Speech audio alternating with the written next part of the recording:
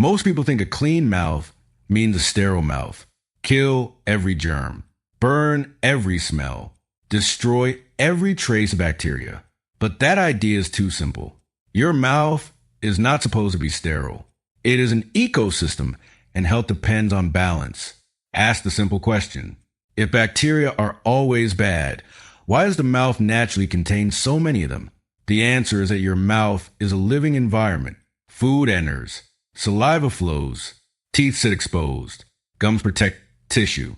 Microbes live there because the mouth is an open doorway. The oral microbiome is a community of microorganisms living in your mouth. They are not all doing the same thing. Some can contribute to cavities, bad breath, or gum disease. Others may be part of a balanced environment. The goal is not extermination. The goal is control. Think of your mouth like a garden. A garden is not healthy because everything is dead. It is healthy because the right things grow in the right balance. If weeds take over, the garden suffers. If you pour poison everywhere, the garden also suffers. Plaque is not just random dirt. It is a biofilm, a sticky community that can attach to teeth. If plaque builds up, bacteria can produce acids and irritate gums. This is why mechanical cleaning matters. You are not just freshening breath.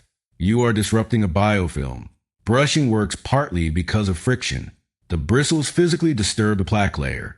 Toothpaste helps, but the motion matters.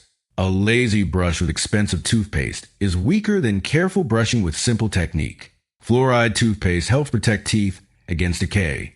Think of it as strengthening the tooth surface against acid attacks. This is why brushing is not only about removing visible food. It is also about leaving protection behind. A toothbrush cannot easily reach every narrow space between teeth.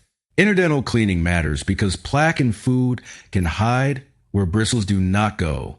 The hidden streets of the mouth need attention too. Bleeding gums are not normal just because they are common. Gums can bleed when they're irritated or inflamed.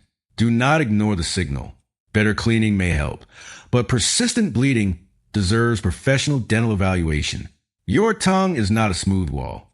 It is texture. That texture can hold bacteria, food debris, and compounds that contribute to bad breath. This is why tongue cleaning can make the mouth feel fresher. The tongue is part of the oral ecosystem too. Tongue scraping has become popular again. The useful version is simple. Gently clean the tongue surface to reduce coating and odor. The exaggerated version claims it detoxes the whole body. That is a mistake. Cleaning your tongue is hygiene. It is not a magic cleanse. Bad breath is often chemistry. Bacteria can produce volatile sulfur compounds as they break down material in the mouth. A mint may cover the smell temporarily, but it does not always solve the cause. Cleaning, hydration, saliva, and dental health matter. Saliva is one of the mouth's most underrated defenses. It helps wash surfaces, buffer acids, support minerals, and keep tissues comfortable. Dry mouth changes the whole environment. When saliva is low, the mouth becomes easier to irritate and harder to protect. Dry mouth can occur from medications, dehydration, mouth breathing, sleep issues, illness, or other causes. It is not just uncomfortable. It can increase risk for tooth decay and bad breath. If dry mouth persists, it deserves attention. Sugar is not dangerous because it touches the tooth once. The problem is frequency and exposure. When bacteria repeatedly receive fermentable carbohydrates, they can produce acids that attack enamel. The mouth experiences patterns, not isolated moral failures. Sipping a sweet drink slowly over hours can expose teeth repeatedly. The issue is not only how much sugar is inside the bottle. It is how long the teeth stay under repeated attack. Timing matters. Acidic drinks can affect enamel directly. Even without sugar, frequent acid exposure can matter. The tooth surface is not invincible. It needs time away from acid to recover its mineral balance. Mouthwash sounds powerful because it promises killing, but killing is not always the whole goal. Some mouthwashes can be useful for specific reasons. Others are mostly cosmetic. The question is not going to kill. The question is, do I need this and for what purpose?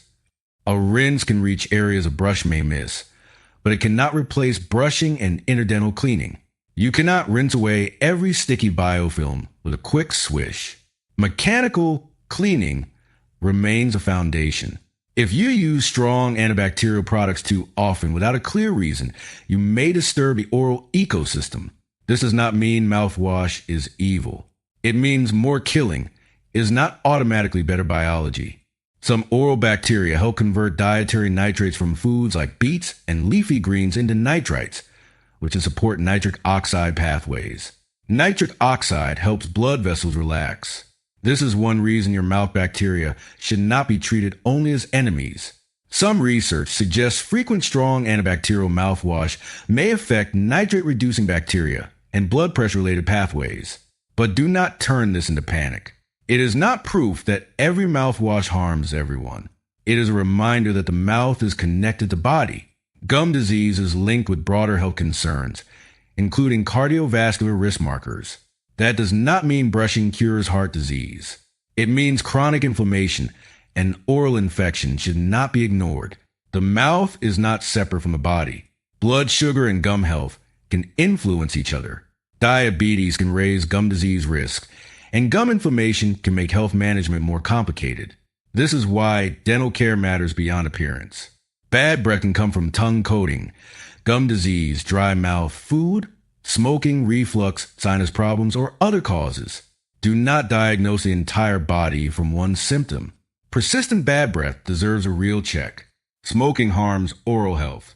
It can stain teeth, irritate tissues, slow healing, and increase gum disease risk.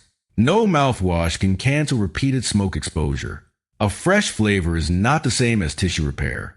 White teeth do not automatically mean a healthy mouth. A person can have white teeth and gum disease. Another person can have natural tooth color and excellent oral health. Do not confuse cosmetic brightness with biological health. Whitening products can be useful when used correctly, but overuse can cause sensitivity or irritation. Scrubbing harder does not make teeth healthier. Aggressive brushing can damage gums and enamel. Technique beats force. Oral probiotics are trending because people like the idea of adding good bacteria. The concept is interesting, but product claims should be judged carefully. Which strain? Which outcome? What evidence? How long? Marketing language is not a microbiology study. Microbiome-friendly oral care is becoming popular. That may be useful, but it can also become another sales phrase. The basics still matter. Brush well, clean between teeth, protect fluoride exposure, manage sugar frequency, and see a dental professional. People argue about the perfect order. Brush first, floss first, rinse first, scrape first. The exact routine can vary. The bigger issue is consistency and technique. A perfect order used once a week is weaker than a simple routine done every day. After brushing with fluoride toothpaste, aggressively rinsing with lots of water can reduce the fluoride left behind. Many dental professionals advise spitting out excess toothpaste instead of washing everything away immediately. The point is to let protection stay on the teeth. Mouthwash can help in certain situations. Cavity prevention, gum inflammation, dry mouth, bad breath, or post-procedure care. But the right product depends on the problem. A therapeutic rinse is different from a cosmetic freshener. Some strong antiseptic rinses, such as chlorhexidine, may be used for specific dental purposes, but they are not casual daily products forever. They can have side effects such as staining or taste changes. Strong tools need clear reasons. Try a realistic 7-day experiment. Brush carefully twice daily. Clean between teeth daily. Gently clean your tongue. Drink water. Avoid sipping sugary drinks all day. Do not overuse strong mouthwash. Notice breath, gum comfort, and routine consistency. Some problems hide below the surface. Cavities can begin where you cannot see them. Gum disease can progress quietly. A dental professional can see patterns that a mirror misses. Home care matters, but it does not replace professional care. Seek dental or medical advice for persistent bleeding gums, swelling, tooth pain, loose teeth pus, mouth sores that do not heal, unexplained numbness, or sudden changes in your mouth. Do not cover warning signs with mint flavor. Here is a Feynman test. Can you explain oral microbiome health in one sentence? Try this. Your mouth is an ecosystem where brushing, flossing, saliva, diet, and dental care help keep microbes controlled instead of trying to make the mouth sterile. Balance the ecosystem. Brush well. Clean between teeth. Protect fluoride. Support saliva. Limit sugar frequency. Use mouthwash for a reason, not as a daily war against all bacteria. See a dentist when symptoms persist. Your mouth is not separate from your body. It is a gateway, an ecosystem, and a signal system. Do not worship mouthwash. Do not fear every microbe. Clean the biofilm. Feed the body well. Protect the gums and respect the bacteria that help the system work.